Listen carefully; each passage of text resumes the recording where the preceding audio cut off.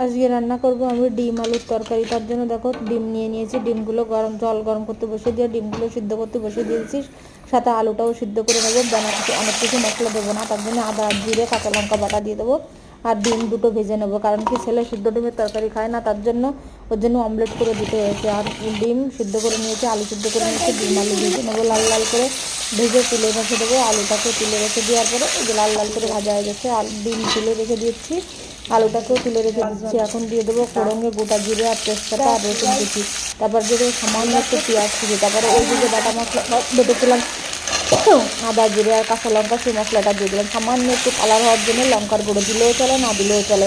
Tomato একদমই দেবো না, সামান্য একটু দেবো, দিয়ে ডিমের তরকারি রান্না করবো। হয়ে যাওয়ার আগে ধনে বাটা কুচি আর গরম মশলা বাটা দিয়ে নামিয়ে দেবো।